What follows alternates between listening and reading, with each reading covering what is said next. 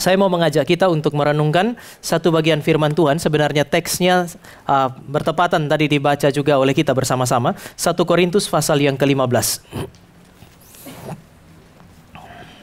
1 Korintus pasalnya yang ke-15. Kita akan membaca bergantian ayat 1 sampai dengan ayatnya yang ke-12. 1 Korintus pasal yang ke-15 ayatnya yang ke-1 sampai dengan ayat yang ke-12. Saya ayat 1, Bapak Ibu 2, seterusnya sampai 12. Dan sekarang saudara-saudara, aku mau mengingatkan kamu kepada Injil yang aku beritakan kepadamu, dan yang kamu terima, dan yang di dalamnya kamu teguh berdiri.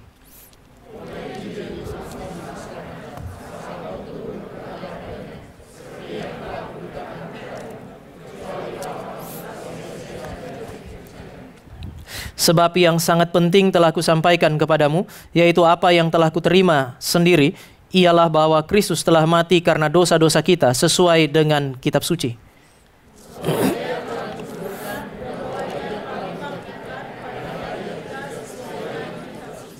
Bahwa ia telah menampakkan diri kepada Kefas dan kemudian kepada ke-12 muridnya.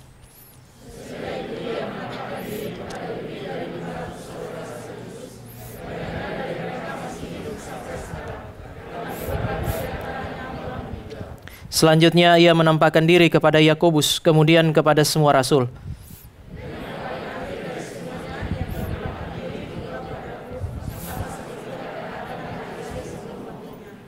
Karena aku adalah yang paling hina dari semua rasul, bahkan tidak layak disebut rasul, sebab aku telah menganiaya jemaat Allah.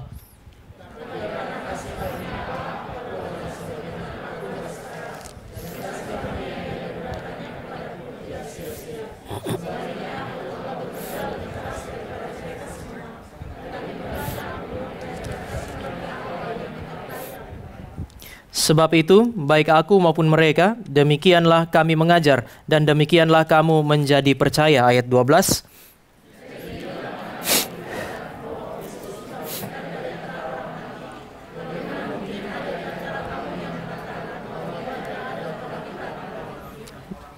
Mari kita berdoa.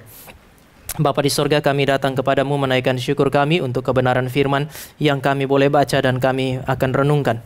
Kami berdoa kepada Allah yang hidup itu. Allah yang hidup yang kami kenal di dalam Kristus, yang tidak hanya mati tetapi bangkit bagi kami. Kami datang kepadanya, biarlah Sang Kristus itu di dalam dan melalui pemberitaan firman menyatakan kemuliaannya, supaya kami tidak puas sebagai orang Kristen yang percaya, tetapi kami boleh menjadi orang Kristen yang kagum dan takluk kepadanya untuk melayani dia dimanapun kami ada. Oleh karena itu kami berdoa untuk kami, keluarga besar GRI Cikarang yang merayakan Paskah sepanjang hari ini, dan khususnya kami yang ada pada sore hari ini, mulai dari anak-anak sampai kepada pemuda dan orang dewasa. Tuhan, jangkaulah hati kami, tembuslah hati kami dengan firman-Mu, dan menangkanlah kami, taklukkan kami kepada kaki salib-Mu, dan memandang kepada kemuliaan-Mu, supaya kami semua pulang dengan sukacita kemenangan itu. Di dalam nama Tuhan Yesus kami berdoa, dan kami menyambut waktu di mana kami akan merenungkan kebenaran firman-Mu. Amin. Bapak Ibu Saudara yang kekasih di dalam Tuhan, pemberitaan Injil sejak pertama kali dilakukan oleh para rasul hingga saat ini selalu merupakan sebuah peperangan secara spiritual, dan oleh karena itu sulit. Kesulitan ini bukan hanya oleh karena saudara dan saya di dalam pemberitaan Injil berhadapan dengan apa yang disebut sebagai iblis atau pekerjaan kuasa kegelapan. Kalau saudara dan saya menyingkirkan itu pun, kita masih punya kesulitan, yaitu di dalam berita Injil itu sendiri. Sejak pertama kali Injil diberitakan, Injil adalah berita yang sangat sulit untuk diterima. Oleh karena ada pekerjaan iblis, dan oleh karena berita Injil sangat sulit untuk diterima, maka hari ini jika jemaat GRI Cikarang bisa menerima berita Injil, bagi saya itu anugerah Allah semata-mata. Tetapi saya mau mengajak Bapak Ibu untuk melihat kenapa berita Injil adalah berita Injil yang sangat sulit untuk diterima. Injil sulit diterima oleh karena inti Injil itu berporos kepada dua peristiwa, paling tidak dua peristiwa yang sangat sulit dipahami oleh manusia. Yang pertama, di dalam 1 Korintus 15 ayat yang ketiga, inti Injil berporos kepada kematian Kristus di atas kayu salib karena dosa manusia. Bagi manusia zaman itu dan bagi manusia hari ini adalah sebuah peristiwa yang memalukan. Orang Yahudi menyebutnya sebagai sandungan, orang Yunani menyebutnya sebagai kebodohan. Karena kalau percaya kepada Injil yang sedemikian, berarti saudara dan saya harus percaya kepada Mesias yang rapuh. Kalau saudara dan saya menerima dia sebagai Allah, berarti saudara dan saya akan menerima Tuhan yang lemah. Tuhan yang bahkan membela dirinya sendiri pun dia tidak sanggup. Ini berita yang memalukan. Ini batu sandungan bagi pendengar hari itu. Bahkan sebagian orang yang mendengar hari ini. Tapi mungkin berita yang kedua ada di dalam ayat yang keempat. 1 Korintus pasal yang ke-15. Bagi banyak orang hari ini itu adalah berita yang menakjubkan. Yaitu kebangkitan dari antara orang mati pada hari yang ketiga. Tetapi Bapak Ibu, saya mau ingatkan Bapak Ibu, berita kebangkitan pada abad pertama itu bukan berita yang menakjubkan. Itu bukan berita yang menakjubkan. Itu bukan berita yang akan disambut oleh orang. Mengapa? Saya pernah menjelaskan di sini bahwa pertama bagi orang Yunani. Bagi orang Yunani, kematian adalah sesuatu yang baik. Kematian memisahkan tubuh dan jiwa. Tubuh ini berdosa, jiwa itu suci. Kematian memisahkan jiwa yang suci dari tubuh yang berdosa. Ini kemerdekaan. Ini adalah sesuatu yang justru dinantikan oleh orang-orang Yunani. Mereka memikirkan mengenai kehidupan yang kekal. Mereka punya pikiran itu bicara mengenai kalau saya mati, bagaimana kalau terjadi kehidupan yang kekal. Tetapi mereka tidak pernah mengharapkannya. Karena kalau yang namanya kebangkitan berarti mengembalikan jiwa yang bebas ke dalam penjara tubuhnya. Mereka tidak berharap kebangkitan. Bapak Ibu jangan lupa di dalam Kisah Para Rasul pasal 17. Paulus itu memberitakan Injil dan orang-orang Yunani, para filsuf itu tertarik. Sehingga mereka panggil dia datang ke Areopagus dan dia harus mengargumentasikan mengenai imannya dia. Mereka mau dengar berita yang dia beritakan. Tapi kalau Bapak Ibu perhatikan, sampai di pasal 17 ayat 32. Ketika Paulus berbicara mengenai Yesus yang bangkit, para filsuf itu sebagian besar langsung bilang, cukup sampai di situ. Nanti lain kali saja, baru kami mendengarkan engkau. Mereka yang panggil, mereka yang menghentikan. Kenapa? Karena Paulus mulai berbicara mengenai berita kebangkitan. Sementara itu bagi orang Yahudi, mereka percaya dan berharap ada kebangkitan. Tetapi mereka tidak pernah berharap lagi kebangkitan terjadi di tengah-tengah sejarah. Yang mereka harapkan adalah kebangkitan itu nanti terjadi di akhir zaman. Sebab itu Marta ketika Tuhan Yesus bilang, saudaramu akan bangkit, dia bilang, saya tahu bahwa saudara saya akan bangkit, tapi nanti di akhir zaman. Yohanes 11 ayat yang ke-24. Ini memberi petunjuk kepada Bapak Ibu dan saya, bahwa berita kebangkitan adalah berita yang cenderung ditolak pada zaman itu. Ini bukan sebuah berita yang menarik. Oleh karena berita tentang kematian Kristus dan kebangkitannya bukan berita yang menarik. Berita yang cenderung ditolak oleh orang Yunani maupun orang Yahudi. Bapak Ibu perlu menjawab dua pertanyaan ini. Saya tidak tahu hari ini, tetapi hari Kamis yang lalu ketika saya mempersiapkan, lalu saya pikir mungkin ini baik. Sekali lagi untuk memberitakan bukan hanya mengenai Kristus yang mati dan bangkit, tetapi memberitakan mengenai keunikan Yesus Kristus. Maka saya minta pengurus dan juga beberapa orang untuk ajak orang-orang muda datang. Kalau Anda hari ini adalah orang yang bukan Kristen dan Anda adalah orang yang bukan orang percaya. Sementara kalau Bapak Ibu adalah jemaat GRI Cikarang, Bapak Ibu tetap perlu menjawab dua pertanyaan ini untuk menentukan Yesus itu unik atau tidak. Pertanyaan yang pertama, mengapa kematian dan kebangkitan Yesus Kristus yang adalah berita yang memalukan pada hari itu tetap menjadi inti pemberitaan para rasul dan doktrin yang paling fundamental di dalam gereja mula-mula? Ini adalah berita yang memalukan. Rasul-rasul tahu itu. Paulus sendiri pernah bilang, Injil yang kami beritakan tentang Yesus Kristus ini adalah batu sandungan dan kebodohan. Tetapi kenapa dia tetap memberitakannya? Mengapa kematian Yesus Kristus, kebangkitan Yesus Kristus pada hari yang ketiga tetap menjadi inti pemberitaan para rasul? Itu adalah doktrin yang paling fundamental, yang tidak boleh tidak diberitakan di dalam kehidupan gereja mula-mula. Berita mengenai kematian dan kebangkitan Yesus Kristus diberitakan pertama kali kira-kira pada tahun 30 Masehi. Pada saat Yesus bangkit, kemudian di dalam peristiwa Pentakosta, itu terjadi kira-kira tahun 30 Masehi. Disitulah Petrus berkhotbah pertama kali di hadapan seluruh ormas manusia, di hadapan publik. Memberitakan mengenai Yesus yang mati dan Yesus yang bangkit. 25 tahun kemudian, ketika surat 1 Korintus ditulis, 25 tahun setelahnya, tahun 55 Masehi, Paulus masih memberitakan berita yang sama. Bahkan kalau saudara dan saya melihat mengenai kisahnya, Paulus itu bertobat dan di dalam Kisah Para Rasul pasal yang ke-9, Paulus bertobat, dia langsung memberitakan mengenai Mesias, Yesus Kristus sebagai Mesias, Kisah Para Rasul pasal yang ke-9. Tetapi kemudian banyak orang Yahudi menolak. Di dalam Galatia pasal 1, Bapak Ibu bisa baca ayat 18-19. Di situ orang yang bernama Paulus pergi, seolah-olah dia mengungsi 3 tahun di tanah Arab. Lalu kemudian dia kembali. Waktu dia kembali, dia harus berjumpa dengan pemimpin-pemimpin di Yerusalem. Kesaksian dia tentang Yesus yang sudah bangkit dan menyatakan diri setelah peristiwa kenaikan, itu harus diperkaya oleh kesaksian dari para rasul yang melihat Yesus Kristus bangkit sebelum apa yang disebut sebagai kenaikan. Dan 14 tahun kemudian, Galatia pasal yang kedua, setelah perjumpaan itu, mereka pergi dan kemudian masing-masing melayani. 14 tahun kemudian, dalam Galatia pasal yang kedua, ayat 1 sampai dengan ayat yang ke-10, Bapak Ibu akan menemukan, Paulus bersaksi, setelah 14 tahun kami berjumpa, Injil yang kami beritakan masih persis sama. Mereka masih memberitakan Yesus yang mati dan Yesus yang bangkit. Tampaknya Injil yang aneh dan tidak menarik adalah berita yang sangat penting. 1 Korintus pasal 15 ayat yang ketiga tadi. Apa yang aku sampaikan kepadamu, Injil yang menyelamatkan kamu itu adalah berita yang sangat penting. Berita yang telah saya terima. Bukan hanya dari Kristus tetapi dari rasul-rasul yang lain. Dan berita inilah yang sekarang saya beritakan kepadamu supaya kamu selamat dan kamu berdiri di atasnya. Berita ini adalah berita yang aku pertahankan, kata Paulus. Pertanyaannya, kenapa harus ini? Kenapa nggak diganti? Kalau memang ini adalah berita yang berpotensi untuk ditolak. Pertanyaan kedua. Kalau memang ini adalah berita yang berpotensi untuk ditolak, dan memang pada masa itu berita ini sangat berpotensi ditolak. Mengapa tiba-tiba ada banyak orang Yahudi dan banyak orang Yunani yang kemudian menjadi percaya, menjadi Kristen, dan kekristenan berkembang pesat? Ini anomali.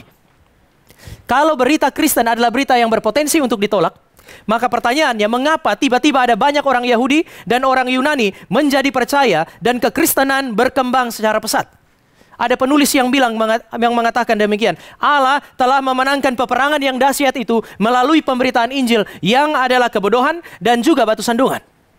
Tetapi saudara dan saya perlu menjawab ini. Mengapa orang mau menerima berita Injil itu? Bahkan di zaman ini saja, Bapak Ibu, ada banyak jemaat yang lebih menginginkan apa yang sama dengan yang diinginkan Yahudi dan Yunani, bukan? Ketika kita memberitakan Injil di dalam gereja, Bapak Ibu dan saya akan menemukan bahwa kita ada di dalam satu zaman di mana jemaat lebih menginginkan apa yang sama yang diinginkan oleh Yahudi dan Yunani, yaitu tanda ajaib, hari ini disebut sebagai mujizat, dan hikmat yang hari ini saudara dan saya sebut sebagai motivasi. Jauh lebih enak jika khotbah-khotbah disuarakan yang sedemikian, disuarakan dengan diikuti oleh mujizat, atau hanya menyampaikan kata-kata motivasi yang mendorong saudara dan saya untuk memiliki kehidupan yang baik. Oleh sebab itu, karena ini terlalu mudah untuk diterima, banyak hamba Tuhan memutuskan untuk mengikuti keinginan ini. Mereka memodifikasi beritanya dan supaya menjadi menarik. Satu kali dalam satu diskusi kemudian ada teman yang bilang, tetapi gereja sedemikian akan cepat menjadi besar. Saya bilang sama, orang kalau tangan dan kakinya luka waktu infeksi bengkak juga, kelihatan besar, tetapi itu luka yang harus disembuhkan. Bukan jalan, itulah jalan yang ditetapkan oleh Allah. Hamba Tuhan yang sejati, gereja yang sejati akan menolak untuk memodifikasi berita Injil. Mereka akan mempertahankan berita ini tanpa malu-malu, yaitu Yesus mati di atas kayu salib, dikuburkan dan bangkit pada hari yang ketiga. Pertanyaannya, kenapa mereka mempertahankannya? Kenapa rasul-rasul memberitakannya? Apakah orang Kristen mula-mula terlalu bodoh sehingga mudah menerima mitos? Tadi saya bilang tidak. Apakah saudara dan saya orang Kristen modern hari ini kurang kreatif sehingga tidak bisa memodifikasi Injil? Jika saudara dan saya mau memodifikasi Injil, gereja ini akan cepat sekali penuh. Saya mau ingatkan Bapak Ibu bahwa salah satu ruang khotbah yang paling sulit bagi seorang hamba Tuhan yang melayani jemaat sebagai gembala bertahun-tahun, itu ya Jumat Agung sampai Paskah, Bapak Ibu. Kalau saya diminta untuk melayani Bapak Ibu sepanjang tahun, ada banyak kitab, Kejadian sampai Wahyu. Saya bisa eksposisikan itu, dan sepanjang sejarah belum ada satu pendeta eksposisi Kejadian sampai Wahyu selesai sebelum dia mati. Kalau saya eksposisi Bapak Ibu dari Kejadian, katakanlah Matius sampai Wahyu saja, mungkin saya sudah mati sebelum Wahyu selesai. Firman Allah terlalu kaya. Jadi kalau eksposisi setiap hari gampang, tapi Bapak Ibu begitu mulai masuk kepada Natal masih banyak itu. Begitu masuk Jumat Agung, Paskah, saya berapa tahun terakhir berasa itu. Melayani di Depok berarti sudah kira-kira 13 kali Paskah. Lama-kelamaan 2 tahun terakhir saya pikir mau khotbah dari mana aja. Matius sudah, Markus sudah, Yohanes sudah, Lukas sudah, mau dari mana lagi? Ini salah satu kesulitannya. Belum lagi inti berita Injil Paskah itu, yaitu Yesus Kristus yang mati dan bangkit, adalah inti dari apa yang disebut sebagai Christocentric preaching. Saya sangat percaya Christocentric preaching. Semua khotbah akan berbicara mengenai Yesus Kristus yang mati dan bangkit bagi saudara dan saya. Setiap minggu, setiap kali saya khotbah, Bapak Ibu akan menemukan itu. Jadi ini kesulitan yang sangat besar. Tetapi kami tidak boleh memodifikasi ini. Pertanyaannya sekarang adalah, kenapa? Mengapa ini tidak boleh diubah? Dan mengapa berita inilah yang harus saudara dengar sekali lagi. Saya kutip N.T. Wright. N.T. Wright bilang begini, Injil tidak boleh diubah. Dan kekristenan berkembang dengan sangat pesat karena satu alasan yang sama. Apa itu? Yesus Kristus bangkit dari antara orang mati. Cuman itu. Kalau saudara tanya, kenapa? Kenapa Yesus Kristus, berita tentang Yesus disalib, mati dan bangkit harus terus diberitakan? Karena memang itu peristiwanya. Kita tidak bisa ganti. Mengapa kekristenan mula-mula itu berkembang sangat pesat, diisi oleh orang Yahudi dan orang Yunani yang tadinya kritis dan menolak Injil? Jawabannya cuma satu, karena memang itu yang terjadi. Yesus Kristus sudah bangkit dari antara orang mati. Hari ini saya akan ajak Bapak Ibu untuk melihat 3 implikasi daripada berita ini. Kalau Bapak Ibu adalah orang percaya, saya berharap saudara bukan hanya percaya, tapi saudara mulai kagum dengan Kristus yang saudara punya. Tapi kalau Anda adalah orang yang tidak percaya, saya berharap Anda pertimbangkan baik-baik khotbah yang singkat ini dan berharap ini boleh menjadi pergumulan Anda dengan Tuhan. Implikasi yang pertama, kebangkitan Yesus Kristus menurut Paulus adalah sebuah peristiwa historis seperti penyaliban dan kematian.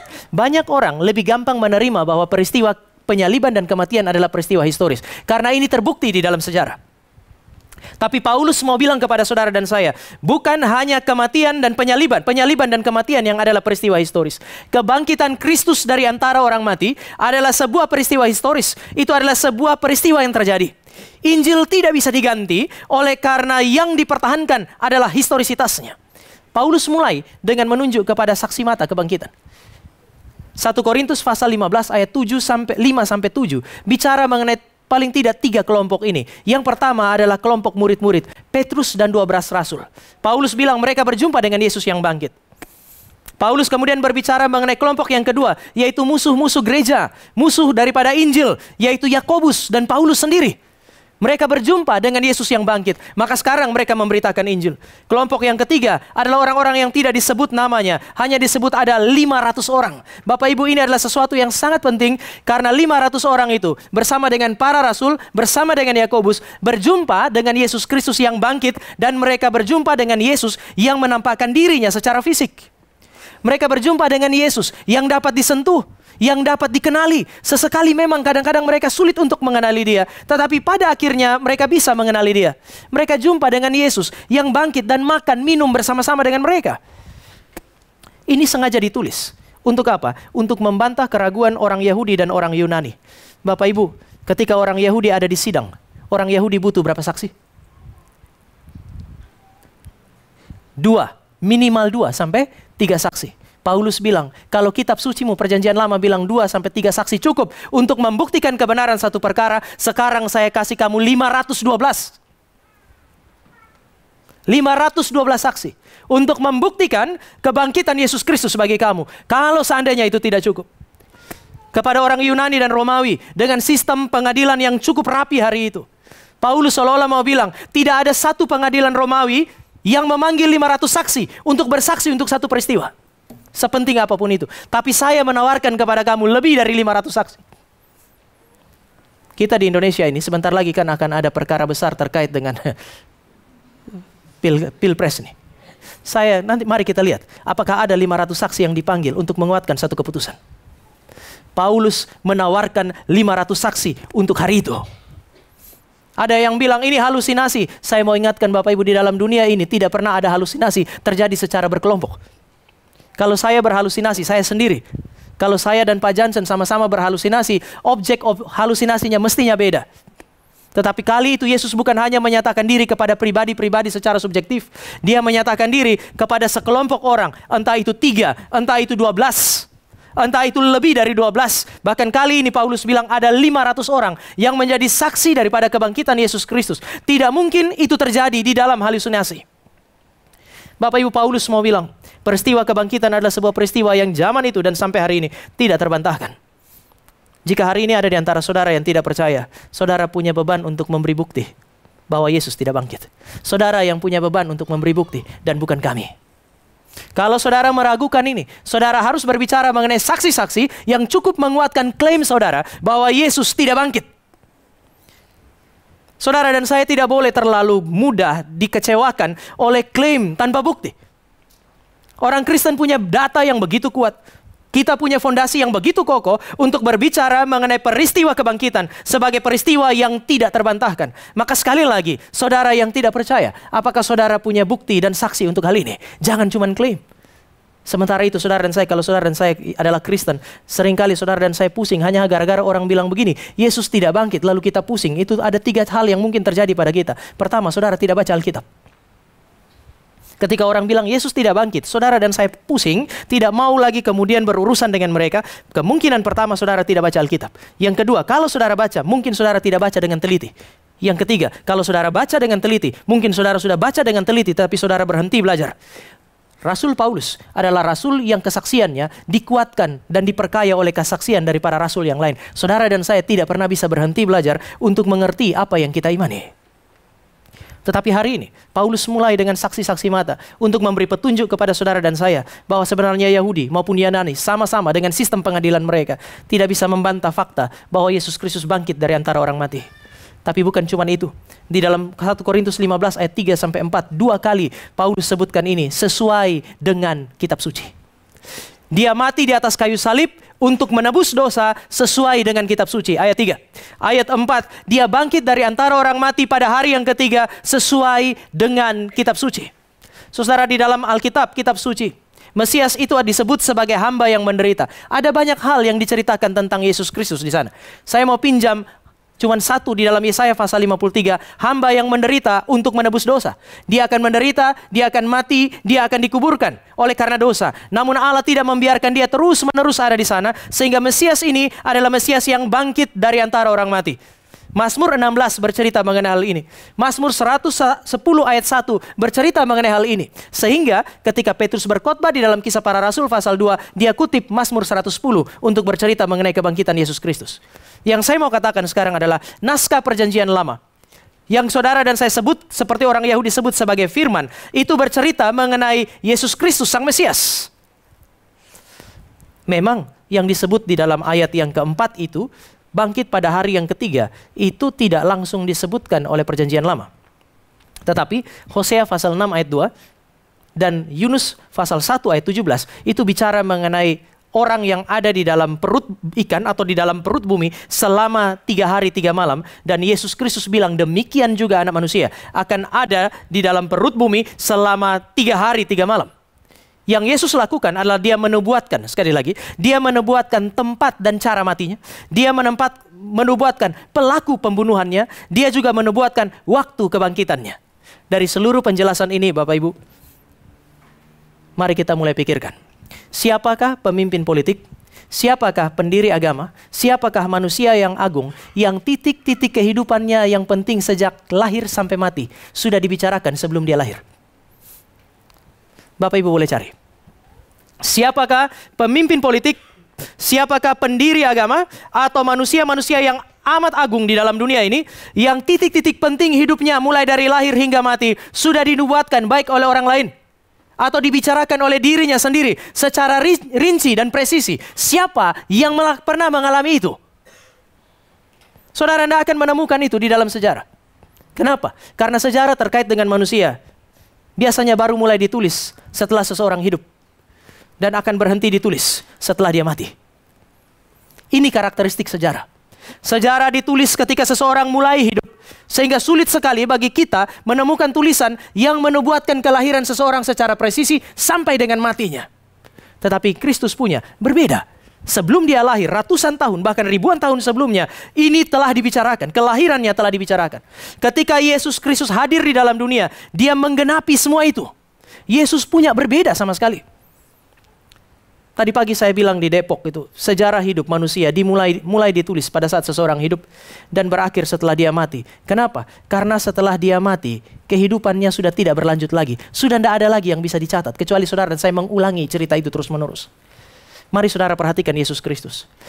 Ribuan tahun sebelum Yesus Kristus lahir, apa yang akan terjadi padanya mulai dari lahir sampai mati sudah dibicarakan. Maka setiap Natal, setiap Paskah, saudara dan saya bisa mengkhotbahkan dari perjanjian lama.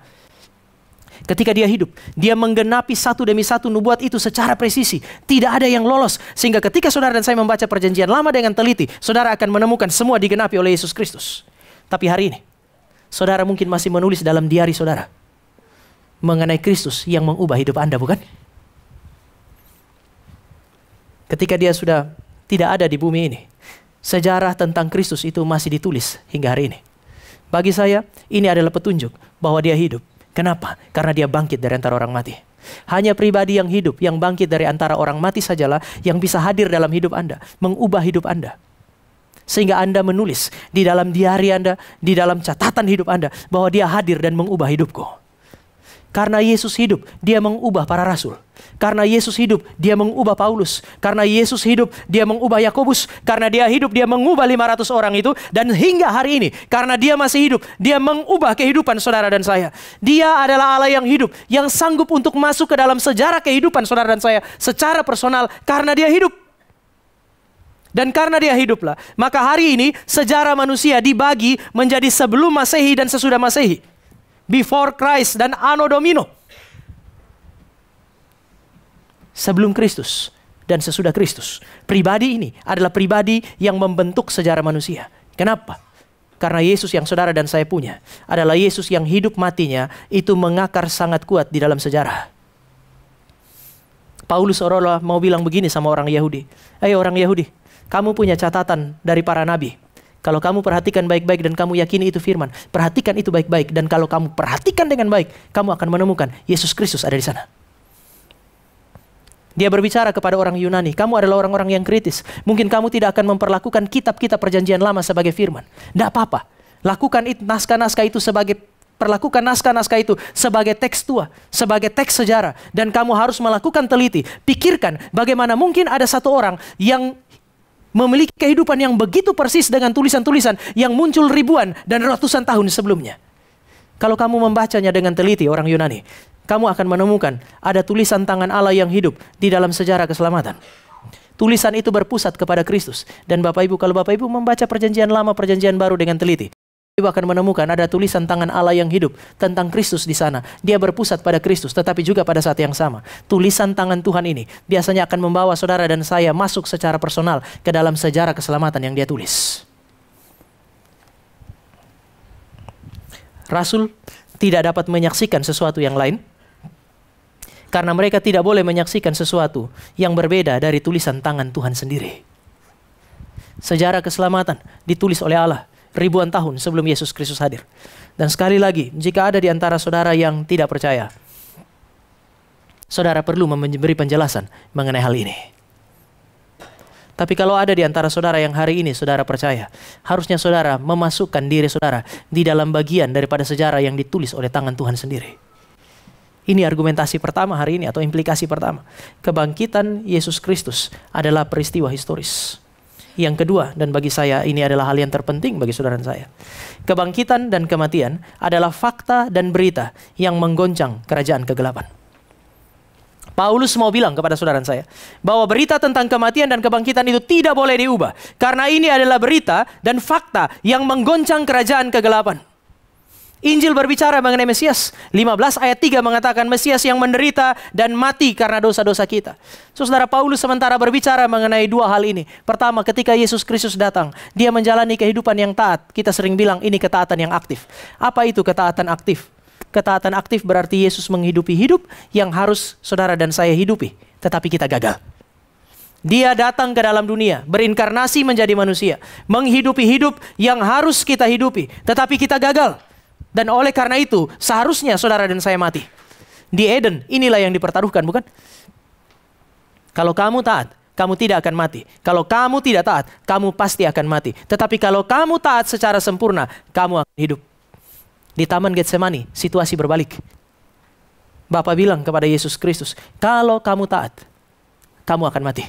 Kalau kamu taat, kamu akan ditinggalkan. Kenapa? Karena kamu harus mengganti orang-orang yang tidak layak. Siapa itu? Bapak, Ibu, dan saya. Dan Paulus bilang, tetapi Yesus Kristus pada akhirnya tetap pergi ke salib. Dia mati di sana. Kenapa? Karena Dia menjalani yang kedua, ketaatan pasif. Ketaatan pasif berarti kerelaan untuk mengalami kematian yang harus kita alami supaya kita hidup walaupun kita tidak layak.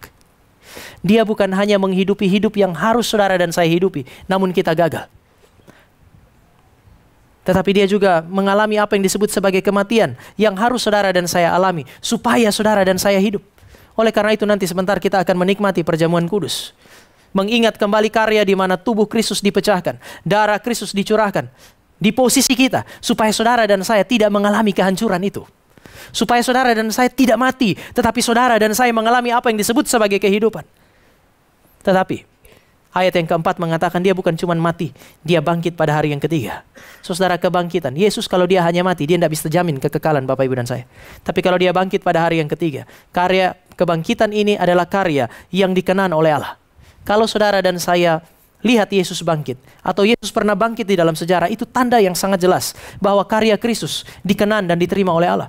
Dan kalau karya Kristus dikenan dan diterima oleh Allah, maka ini adalah jaminan bagi saudara dan saya, kepastian bagi saudara dan saya, bahwa saudara dan saya diselamatkan jika percaya kepada dia. Tetapi kalau dia bangkit dari antara orang mati, karyanya dikenan oleh Allah, umatnya diselamatkan, maka ini adalah petunjuk yang sangat jelas bahwa segala kuasa telah ditaklukkan di bawah kakinya. Dan ini yang mau saya sampaikan kepada Bapak Ibu. Paulus bilang Injil adalah kekuatan Allah. Ya, tetapi Injil adalah kekuatan Allah bukan sebagai mantra. Injil adalah kekuatan Allah adalah ketika firman Tuhan itu diberitakan tentang kematian dan kebangkitan Yesus Kristus diberitakan. Roh Kudus akan bekerja melaluinya. Apa yang akan terjadi? Yang pertama, jika fakta dan berita tentang kematian dan kebangkitan itu diberitakan dan Roh Kudus bekerja, saudara dan saya akan melihat apa yang disebut sebagai kekalahan setan. Satu-satunya kunci untuk menaklukkan pekerjaan iblis dan kerajaan kegelapan di dalam dunia ini adalah memberitakan mengenai Yesus yang mati dan bangkit. 1 Petrus pasal 3 ayat 18-20. Di situ Yesus itu dikatakan pergi ke dunia orang mati katanya, dan kemudian memberitakan Injil di sana. Bapak Ibu, ketika Yesus mati, dia pergi ke sorga. Dia bilang dia pergi ke Firdaus, dia tidak pergi ke dunia orang mati. Tetapi apa yang dimaksudkan oleh Petrus adalah berita tentang kemenangan Yesus Kristus itu adalah berita yang tidak bisa ditahan. Dia akan masuk. Berita itu pasti akan didengar. Roh-roh yang dimaksud di situ bukan roh orang mati, tetapi roh-roh jahat yang selama zaman Nuh mempengaruhi orang untuk menolak pemberitaan Injil oleh Nuh. Mereka menolak pemberitaan Injil oleh Nuh oleh karena roh-roh ini bekerja dengan begitu luar biasa. Tetapi setelah Yesus bangkit, roh-roh itu menerima proklamasi bahwa Kristus yang diberitakan oleh Nuh adalah Kristus yang telah memenangkan pertarungan itu. Sejak saat itu mereka tidak akan pernah bisa menahan Injil. Dalam perjanjian lama, saudara hanya tahu satu bangsa yang disebut sebagai umat Allah. Setelah Yesus bangkit dari antara orang mati, orang Kristen itu datang dari seluruh bangsa di seluruh dunia ini. Iblis telah mengalami apa yang disebut sebagai kekalahan. Fakta dan berita tentang kebangkitan Yesus Kristus adalah petunjuk yang jelas mengenai kekalahan iblis. Kerajaan kegelapan itu goncang, kuasanya dibatasi. Kekalahannya adalah sebuah kepastian. Maka Bapak Ibu, ketika Bapak Ibu dan saya berhadapan dengan orang yang kerasukan sebenarnya, ini berita yang paling penting. Saya kasih satu contoh paling sederhana, baru hari Selasa kemarin. Hari Senin, saya pulang dari tempat ini dan kemudian sakit sepanjang hari sampai dengan hari Kamis kira-kira. Tapi hari Selasa saya dan Vikaris Grace harus keluar dari rumah antar Stefani les. Begitu sampai di rumah mau masuk, saya kaget karena begitu buka pintu, tidak biasanya baru mau buka pintu dari pinggir jalan tuh ada orang ketok pintu mobil. Saya kaget, lalu dia bilang begini, "Bapak pendeta kan? Bapak pendeta yang di situ." Saya bilang, "Iya, saya pendeta yang di situ." Lalu dia bilang, "Pak, saya mau minta tolong. Saya kenal orang ini dan biasanya kami ketemu bahkan menyapa pun tidak. Tidak pernah nyapa, tiba-tiba minta tolong kan." Jadi akhirnya saya pikir ada apa Pak? Lalu dia bilang, "Pak, di rumah ada yang kerasukan." Kemudian saya bilang, "Oke, tunggu sebentar." Stefani dalam mobil dengar ada yang kerasukan setan. Jadi kami masuk, begitu mau keluar Stefani tanya, "Jadi Stefani bagaimana?" Istri saya bilang, "Bagaimana?" Saya ke atas, saya bilang, "Tidak usah, kita pergi sama-sama." Mereka panggil kita di mobil, ya kita pergi. Begitu mau jalan, Stefani pegang mamanya, pegang tangan saya. "Stefani bagaimana?" "Stefani tidak mau pergi. Orang kerasukan setan." "Stefani tidak mau pergi." Saya bilang, "Ayo pergi. Ini kesempatan kamu lihat kuasa Tuhan." Dan kami pergi. Masuk ke dalam rumah. Ada satu orang tidur di situ dan ada beberapa orang yang pegang dia. Kelihatannya sudah mulai tenang. Lalu begitu masuk, saya di briefing dulu. Jadi saya nggak tahu ini sebenarnya siapa mau tolong siapa kan ya. Kalau seandainya dia minta tolong saya, jangan briefing lagi. Ini masih briefing Pak, dia sudah dari jam 2. Oke, ini informasi yang mungkin penting. Sudah dari jam 2 begitu. Tetapi dia akan tenang kalau begitu dia kumat, kita sama-sama baca ayat kursi dan bilang bismillah. Persoalannya orang yang ngomong sama saya ini orang Kristen. Jadi dari tadi entah jam 2 sudah berapa kali dia ngomong ayat kursi. Berapa kali dia sama-sama dengan orang itu bilang bismillah. Lalu kemudian saya bilang, "Lah, enggak bisa begitu." Jadi akhirnya kami berdiskusi sebelum urus orang ini. Jadi sebenarnya mau datang urus orang kerasukan atau debat teologis kita sudah tidak tahu tuh. Tapi kemudian sementara mereka ngomong, saya pikirkan saya dipanggil untuk urus orang yang ini, bukan urus mereka. Memang saya tahu bahwa itu rumahnya dia. Tetapi rumahnya dia dibangun di atas dunia Jadi saya kira saya boleh ngomong aja. Sehingga begitu saya lihat orang itu dalam kondisi sadar, dia lihat saya, lalu saya bilang begini, dari jam 2 tadi, kamu sudah pakai caramu, dan dia selalu kembali. Malam ini saya kasih tahu kamu cara yang berbeda. Dan kalau ini berhasil, kamu mesti percaya kepada dia, supaya kamu bebas. Itu adalah Yesus Kristus yang mati dan bangkit dari antara orang mati. Begitu dengar nama Yesus, dia yang tadi lemas, tenang itu, tiba-tiba badannya mulai keras lagi. Dia lihat saya. Saya bilang, apa? Maafkan Bapak Ibu, saya agak sedikit enggan menggunakan cara lama itu. Dalam nama Yesus, siapa namamu, dari mana engkau datang? Akrab sekali kan ya. Sehingga begitu dia melotot ke saya tanya apa? Dalam nama Yesus keluar kamu. Begitu saya bilang dalam nama Yesus keluar, dia yang tadi melotot, sekarang senyum, dan senyumnya begitu sinis. Dia lihat saya, dia senyum sinis sekali, dan yang tersinggung istri saya. Vikaris Grace bilang begini, dia menghina nama Yesus.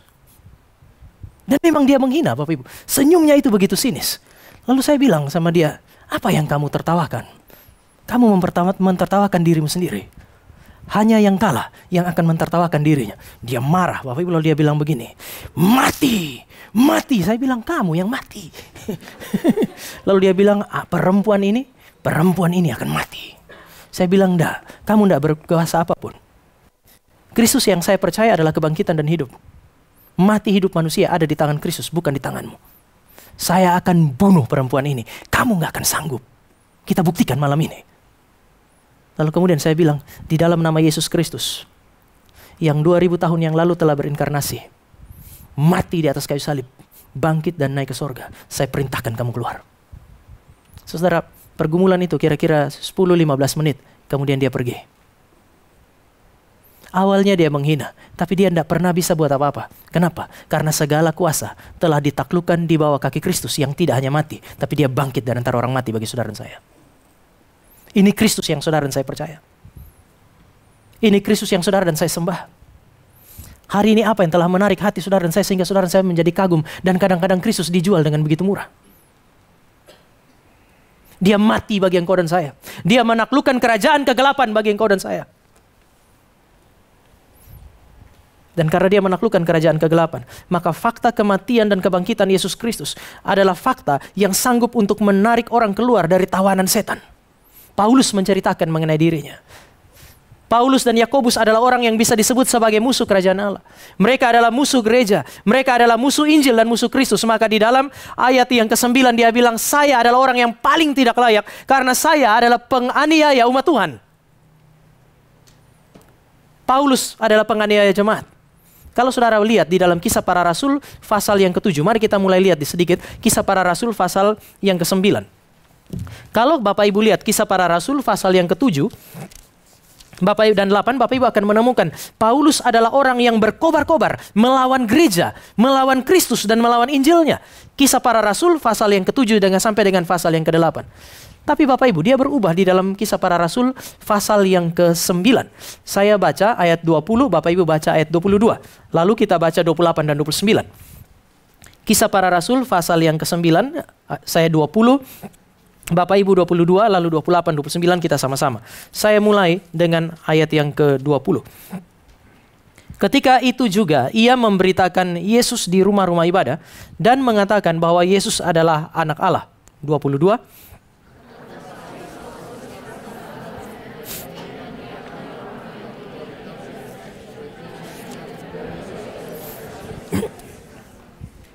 Ayat yang ke-28 dan ayat yang ke-29. 2, 3. Dan Saulus tetap bersama-sama dengan mereka di Yerusalem dan dengan berani mengajar dalam nama Tuhan.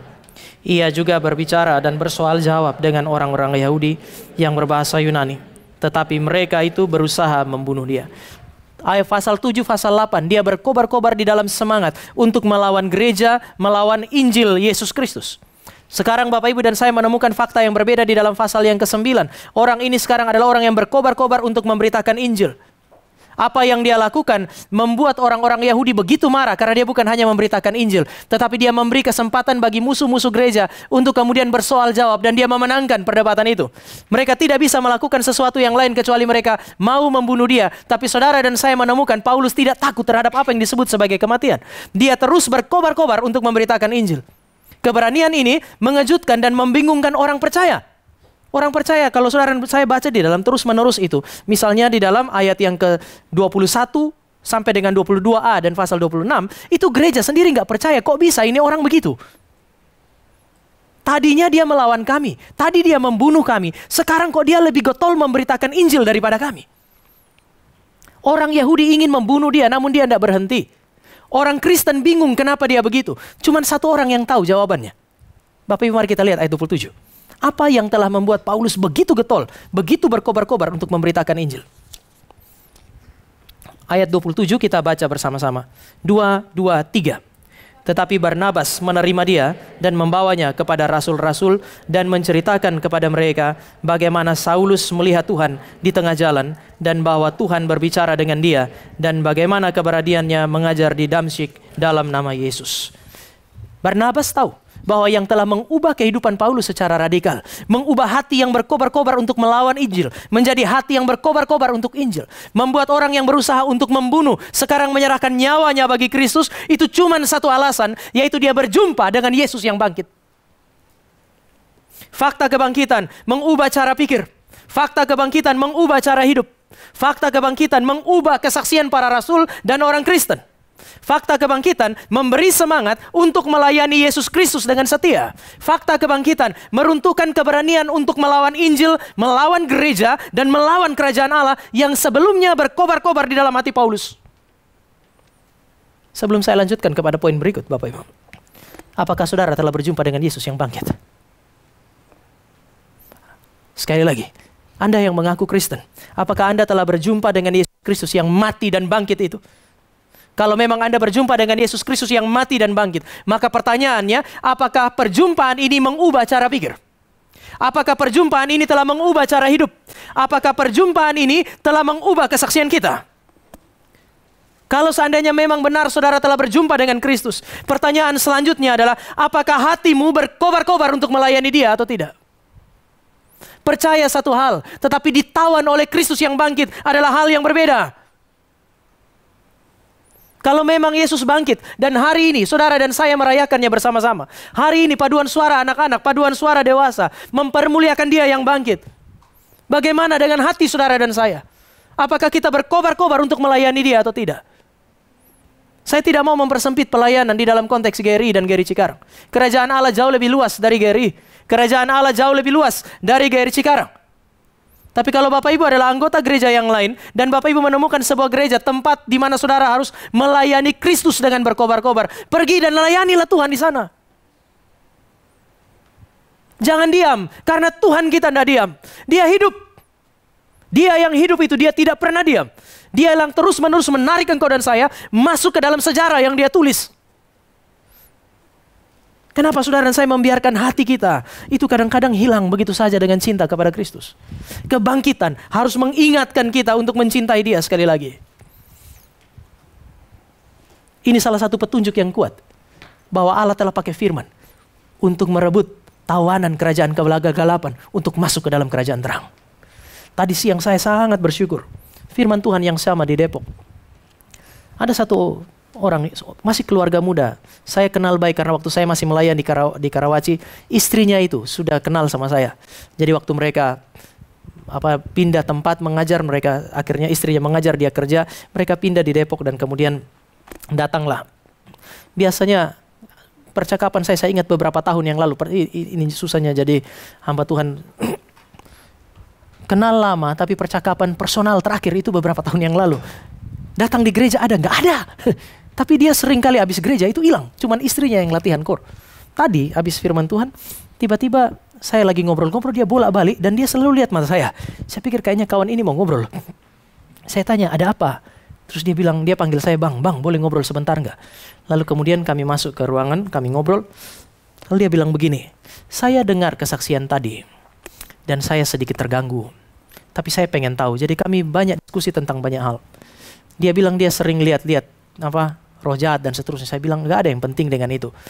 Lebih bagus kita lihat Tuhan daripada lebih sering lihat setan. Tapi saya bangga setengah mati waktu saya punya pengalaman itu. Saya bilang kamu jangan bangga karena kamu sementara dipermainkan oleh setan. Setan itu roh. Dia kalau terlalu sering muncul sama kamu, dia sementara mempermainkan kamu. Jangan membiarkan dia kamu punya mata tuh dipermainkan. Lalu dia bilang begini, nanti berdoa untuk saya bang. Tapi saya mau tanya satu hal. Saya mesti jujur bahwa selama ini setiap kali saya dengar firman Tuhan di tempat ini bertahun-tahun, seringkali ketika abang lagi khotbah di sana, ada suara di telinga saya bilang begini, dengar, benarkah demikian? Suara itu begitu keras dan seringkali mendistraksi saya. Dia bilang, apakah yang dikatakan pendeta itu benar? Tapi dia bilang, hari ini saya gelisah. Karena suara itu seperti ditekan dan tidak bisa berbuat apa-apa dengan suara yang ada dari mimbar tadi. Saya gelisah sekali. Jadi sekarang apa yang harus saya lakukan? Saya bilang sekarang yang harus kamu lakukan cuma satu. Percaya kepada Kristus dan kamu punya seluruh indera itu harus diserahkan kepada Kristus. Saya injili dia sekali lagi dan kemudian kami berdoa sama-sama. Jika sudah tiba waktunya bagi Bapak Ibu dan saya. Jika sudah tiba waktunya. Roh Kudus akan bekerja melalui pemberitaan firman. Menghancurkan hati yang keras. Menarik engkau dan saya keluar dari kerajaan kegelapan. Masuk ke dalam kerajaan terang. Pada saat itu iblis akan berusaha untuk menahan. Kerajaan kegelapan akan berjuang untuk menahan. Tetapi umat pilihan Allah akan ditarik keluar oleh Allah. Dan instrumen yang dipakai adalah Injil yang sejati. Tentang Yesus yang mati. Yesus yang bangkit dari antara orang mati. Implikasinya adalah berita yang ketiga. Kebangkitan Yesus Kristus adalah fakta dan berita yang akan memimpin engkau dan saya kepada kekekalan. Kenapa Injil tidak boleh berubah? Karena Injil yang berbicara mengenai Yesus yang mati di atas kayu salib dan Yesus yang bangkit dari antara kematian adalah sebuah fakta, sekaligus sebuah berita yang akan memimpin orang percaya kepada kekekalan.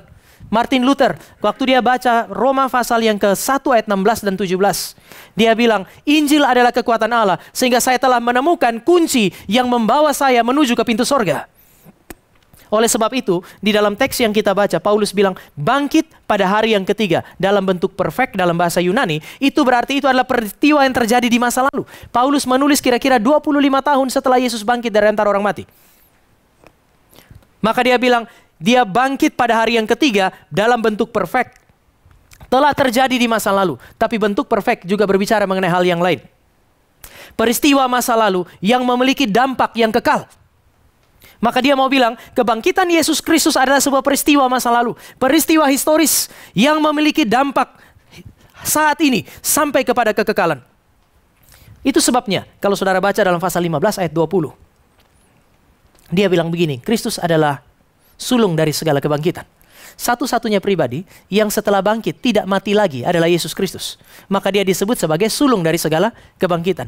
Kehidupannya dia setelah bangkit adalah sebuah kehidupan yang sangat kekal. Tetapi kata sulung itu berarti saudara dan saya adalah buah-buah yang akan mengikutinya. Dia adalah sulung dari segala kebangkitan.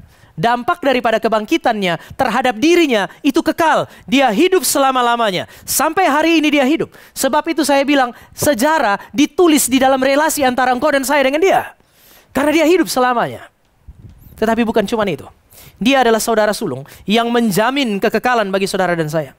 Bagi saya, salib dan kebangkitan Yesus Kristus memiliki kuasa yang sangat besar untuk menghubungkan bukan hanya sorga dengan dunia, namun engkau dan saya yang sementara dengan kekekalan. Kita adalah orang-orang yang sementara. Satu saat saudara dan saya akan mengalami kematian. Tetapi salib dan kebangkitan Yesus Kristus itu telah menghubungkan sorga dengan dunia yang memungkinkan saudara dan saya yang sementara ini memiliki apa yang disebut sebagai kekekalan di dalam diri kita. Kematian dan kebangkitan Yesus Kristus telah menghancurkan pintu neraka. Disitulah saudara dan saya melihat iblis dan kerajaan kegelapan takluk. Di dalam kematian dan kebangkitan Yesus Kristus, saudara dan saya melihat bahwa dosa dan hukuman atau kutuk yang harus kita tanggung itu pun diselesaikan oleh dia. Melalui kematian dan kebangkitannya, saudara dan saya melihat kehancuran atau kematian daripada kematian dan kebinasaan di dalam dia.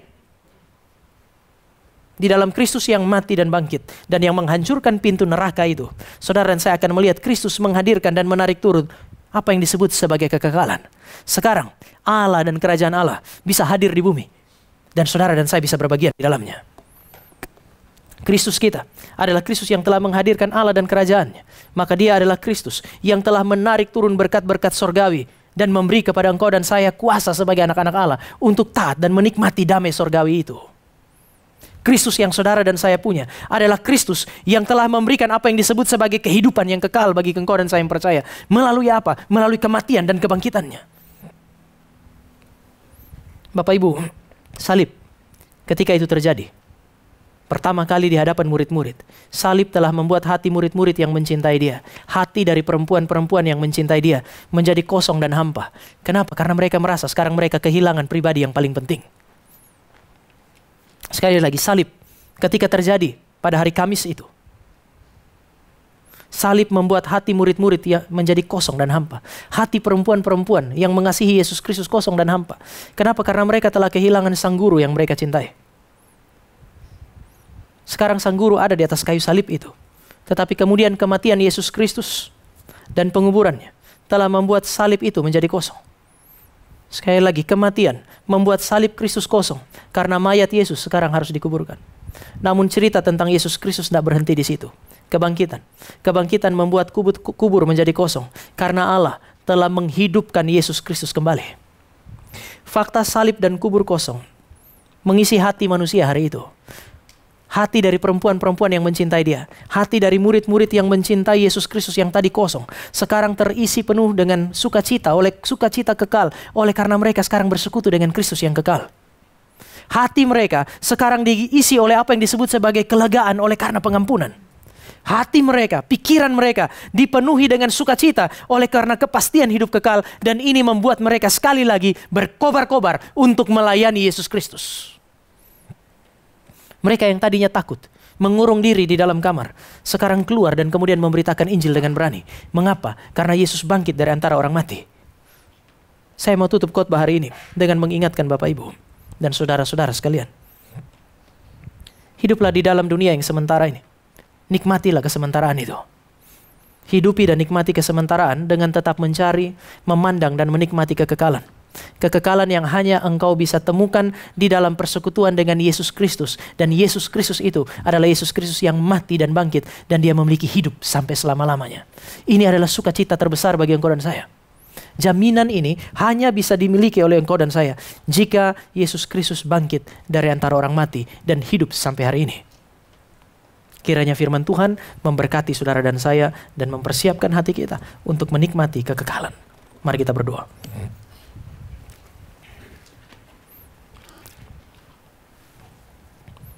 Kita akan berdoa untuk firman. Kita bersyukur untuk firman Tuhan hari ini. Kita bersyukur oleh karena firman memberi petunjuk kepada saudara dan saya bahwa kebangkitan Yesus Kristus adalah sebuah peristiwa historis. Itu adalah peristiwa yang tidak dapat dibantah di masa yang lalu dan masih sulit untuk dibantah hingga saat ini. Kita bersyukur kalau itu adalah sebuah peristiwa historis, maka itu adalah sebuah jaminan kekal bagi engkau dan saya bahwa Kristus telah menaklukkan kerajaan kegelapan. Kemenangan adalah kepastian di dalam kehidupan Kristus maupun juga di dalam kehidupan gereja yang adalah tubuhnya. Kerajaan kegelapan tidak berkuasa lagi atas kita. Gereja di tengah-tengah segala penderitaannya tetap akan menikmati kemenangan di dalam Kristus. Jika telah bangkit dari antara orang mati, itu berarti dia sanggup untuk mengubah cara pikir, cara hidup dan kesaksian kita. Bahkan membakar hati kita untuk kembali melayani dia. Setelah engkau dan saya bersusah-susah di tengah-tengah pelayanan ini, dia masih menawarkan kembali kepada engkau dan saya kekekalan di dalam Kristus yang kekal itu. Sebelum kita berdoa, izinkan saya sebagai hamba Tuhan untuk bertanya. Setelah mendengar firman Tuhan ini, apakah ada di antara saudara yang berkata, Tuhan, jika Yesus Kristus ini mati untuk menebus dosa, jika Yesus Kristus ini mati untuk menyelamatkan saya dan menarik keluar saya dari dosa saya, menarik keluar saya dari belenggu dosa, menarik keluar saya dari belenggu kerajaan kegelapan, biarlah Kristus ini menjadi Tuhan dan Juru Selamat yang menebus hidup saya. Apakah ada di antara saudara yang berkata, Tuhan, ini saya orang berdosa, namun firman berkata, Engkau mengasihi, mencintai aku, menebus aku. Biarlah Kristus menjadi Tuhan dan Juru Selamatku, menebus dosaku, supaya aku memiliki kekekalan. Jika ada yang berkata demikian di dalam hati, sebagai hamba Tuhan, saya mengajak saudara untuk mengangkat tangan dan saya akan berdoa. Apakah ada yang berkata, Tuhan, ini saya adalah orang berdosa, yang ingin menikmati penebusan dan kekekalan di dalam Kristus. Ini saya, dan saya mau menerima Engkau sebagai Tuhan dan Juru Selamatku. Apakah ada yang berkata demikian di dalam hati? Silakan angkat tangan saudara dan saya akan berdoa bagi saudara. Puji Tuhan. Puji Tuhan. Puji Tuhan. Masih ada lagi? Puji Tuhan. Turunkan tangan. Yang kedua, Apakah ada di antara saudara yang berkata, Tuhan, firman Tuhan mengingatkan bahwa jika Kristus bangkit dan kami berjumpa dengan Kristus yang bangkit, maka sudah seharusnya kami menyerahkan hati kami dengan berkobar-kobar untuk melayani Dia. Apakah ada di antara saudara yang berkata, Tuhan, ini saya, pakailah saya untuk melayani Engkau, baik itu sebagai seorang hamba Tuhan atau baik itu sebagai seorang pelayan Tuhan, dimanapun kami berada. Tuhan, ini saya, pakailah saya untuk menjadi alat-Mu untuk melayani Engkau. Apakah ada yang berkata, Tuhan, yang telah bangkit dari antara kematian itu, pakailah saya untuk menjadi alat memberitakan Injil-Nya dimanapun Engkau kehendaki. Jika ada yang berkata demikian, saudara boleh angkat tangan saudara dan saya akan berdoa bagi saudara. Puji Tuhan. Puji Tuhan. Turunkan tangan, kita berdoa. Bapa di surga, kami bersyukur untuk hari ini. Kami bersyukur karena kami punya Allah yang hidup, Allah yang mengasihi dan mencintai kami, sehingga telah memberi Kristus bagi kami, yang melalui kematian dan kebangkitannya menaklukkan kerajaan kegelapan dan memenangkan peperangan secara spiritual, sehingga kehidupan kami terjamin dan kekekalan menjadi jaminan pula bagi kami. Kami bersyukur untuk Kristus ini, dan biarlah kami pulang dari tempat ini dengan membawa sukacita kemenangan itu, dengan sebuah kepastian bahwa Kristus yang bangkit sebagai sebuah peristiwa historis itu memiliki implikasi yang sangat dalam bagi kehidupan kami. Ajar kami supaya kami tidak hanya percaya, tetapi ajar kami supaya kami kagum dengan Dia dan menyerahkan diri kami untuk melayani Dia yang kami kagumi itu. Ini doa kami di dalam nama Tuhan Yesus, kami berdoa dan mengucap syukur. Amin.